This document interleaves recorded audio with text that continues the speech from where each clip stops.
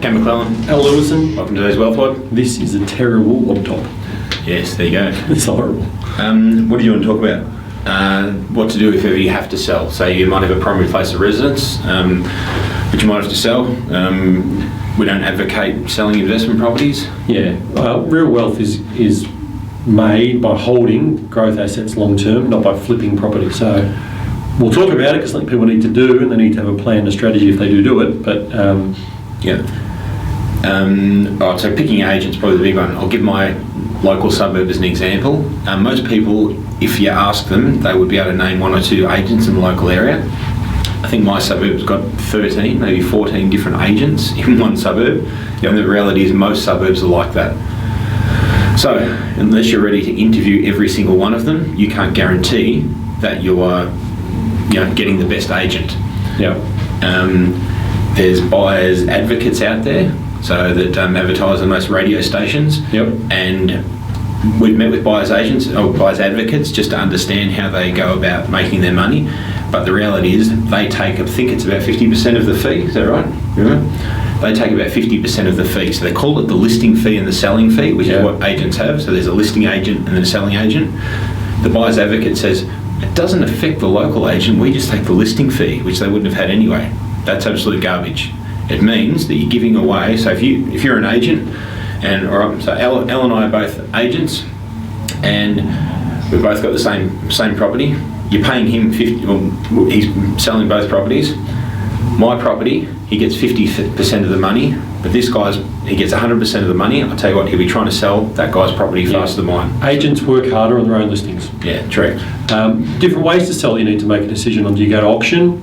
Expression of interest campaign? Do you do just a private treaty sale campaign? All of those, the option you use and the strategy you take differ varying your property. So I'll give you a quick example.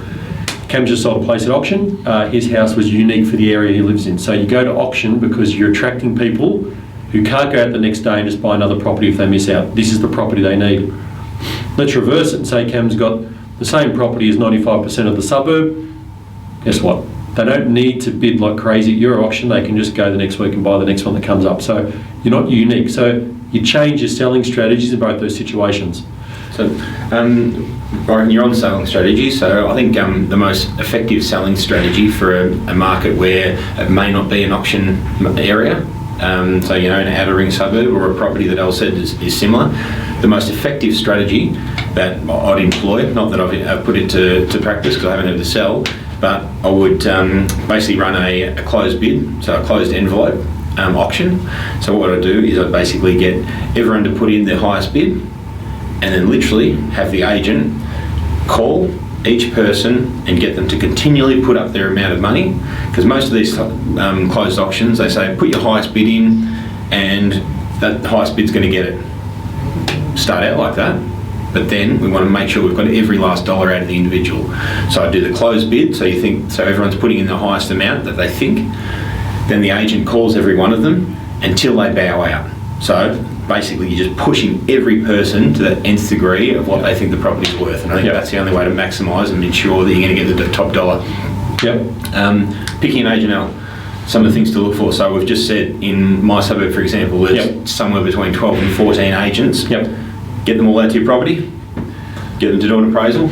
Not all of them, but not all of them. So some you can rule out if the general presence in the market looks crap. Check their marketing material, advertising material. Yeah, you get a feel for the ones selling things in the area. You get a feel for the ones getting good results in the area. So if I was doing it in your area, I'd probably get out the top 3 or 4 or 5, talk to them about what they're doing, what they've sold, comparable results they've got.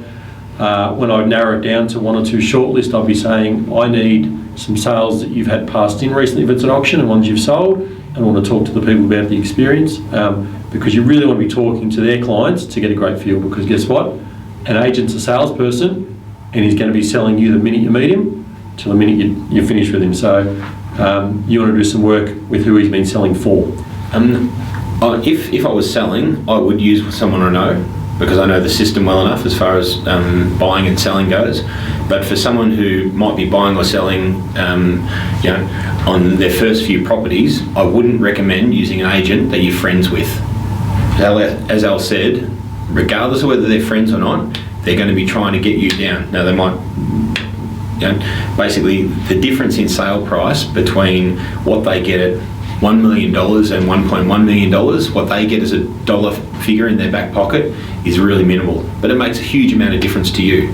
So you can't be 100% opening your cards up to someone that you know. You're better off to use an agent that you don't know and that you can work a little bit harder and be a bit more aggressive with, rather than feeling like you owe them something as a friend, unless you know how to buy and sell and you know what angles they're going to play on you. Yeah, the other thing I look at doing would be setting up so their commission increases as your return improves. Really good point. I did that recently on my place. Yeah, so what I mean by that is pick a benchmark you'd be happy with and lowball them on their fee and say to them, I really want this as a stretch target, and if you achieve that, I'll pay you a higher commission on every dollar you've brought in. Because all of a sudden there is a big incentive for them to be trying to get that little bit more and a little bit more for you. So you might start out at 1%, which they'll sit there when you raise 1% and they go, oh, that's staff rates, we can't do that. You go, you're doing 1%, and then we'll raise it up, and you might get 2% if you get well above the odds. Yeah. Plus GST. The reach of the agency you engage, so no particular agent in mind here, but an example, little Johnny sits by himself in an office as a real estate agent, or a group with 10 offices in the surrounding areas.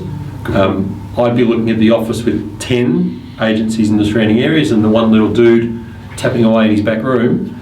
But having said that, yeah, there's a good point there. I was caught by this once before many years ago when I sold a property, so I went and saw the agent. He said, look, we're the largest network in the area, mate. Gave me the whisper. He said, Stocked off! So anyway, told us they'd have 10 officers working on it. That's 80 agents who are right across it. I ring him after 3 weeks. There's only been like 4 people through. What's going on? Oh, I suppose we could put it out to their agencies now. Like we just we own this one and they own their franchises. So, right, okay. So your selling spiel is crap.